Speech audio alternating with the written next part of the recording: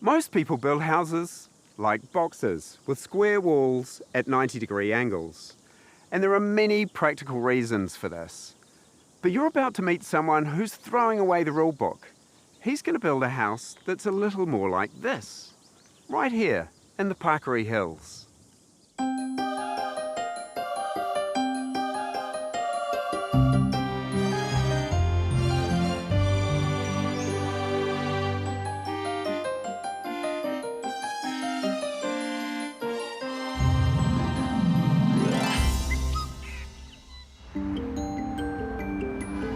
"2,000 kilometres away from Parkery is Sydney, Australia.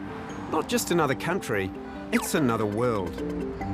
Scott Laurie has been living here for 10 years, working as an advertising writer and renting an inner-city house which he shares with his dog Skippy. I love a lot of things about Sydney. Obviously, I work here. It's a city that you can do something different every single night.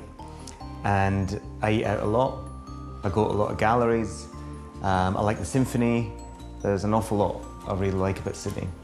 But I've done that for 10 years. I've worked really hard. I've done 10 years of 70-hour weeks, and I'm just tired. I just need the balance back. Come on then. Scott set off on a quest to find balance and a new place to call home. And he's found it here in Parkery, a coastal farming village known for its surf, sand and sleepy beauty. It's only 90 minutes north of Auckland City, yet it feels surprisingly isolated. I looked at 40 different sites in Tasmania, in different parts of New Zealand, and when I walked up that driveway and I opened the gate, and I think there were sheep on the land, the sheep scattered, and that just revealed this. And I just stopped, and I thought, I found it. I knew it was the place. But I felt something very spiritual. I felt a real sense of home.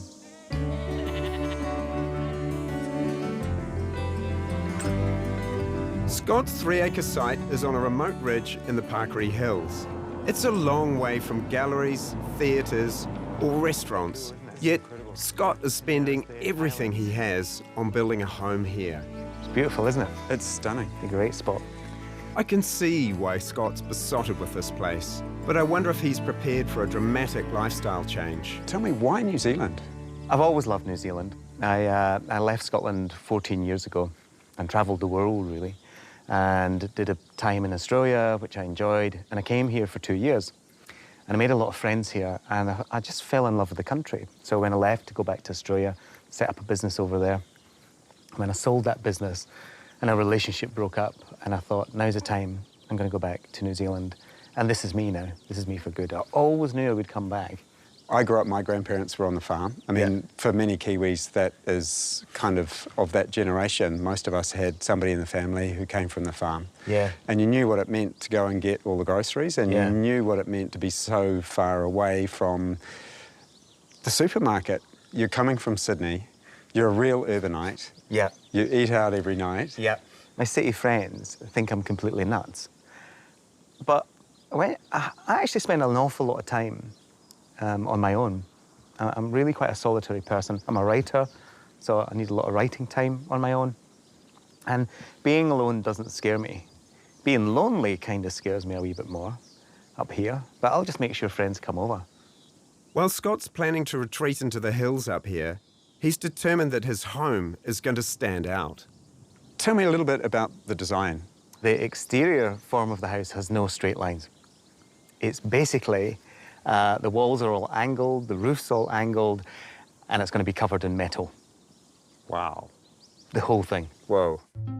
Scott's creating a small home that doubles as a large-scale work of art. There will be hardly a single right angle in this bold architectural statement. Nothing will be straight in Scott's build, from sloping walls to the angular vaulted ceilings. The living area is a dramatic light-filled space. Floating above is a suspended mezzanine floor, which will be Scott's writing den. Floor-to-ceiling windows and sliding doors frame views of the Parkery coast below. Scott likes contrasting light and dark spaces. The entrance hallway is black, and Scott wants a cave-like bedroom to the back of the house. A sunnier second bedroom is for all those guests he hopes will visit. The south wall will be black cedar in contrast to the house's crowning glory, a steel cladding which wraps around the roof and walls like a seamless skin. A personal piece of sculpture hidden in the hills. That's pretty out there, Scott. It's going to be amazingly bold.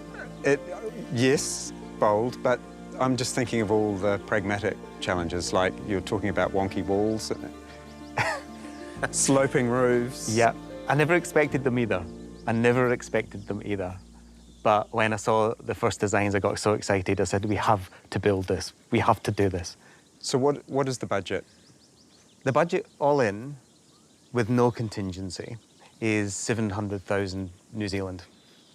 That's for the build? That's for the build. Right. All in, absolutely.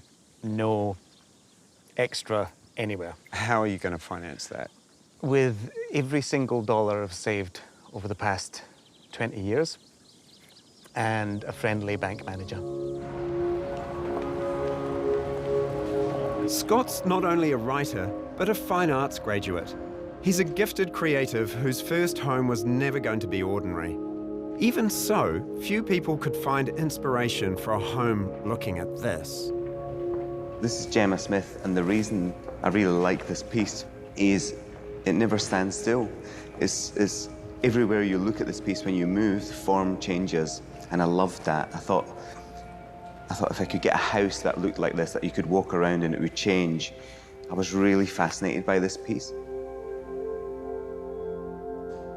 Translating Scott's vision into a house design required a collaborator, architect Paul Clark. I suppose all of the work that I've tried to do has been influenced by art. So this was, a response with a client who had a background in art as well. I told Paul to make me nervous when he came back with the designs. And did he? Yes, because he came back with these. Okay, well, no, it's good that you raised that, because if you look at this thing and you kind of think, did the earthquake just come through?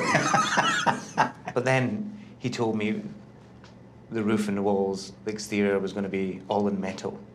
Right. Then it became a piece of sculpture. Then it actually became a piece of art.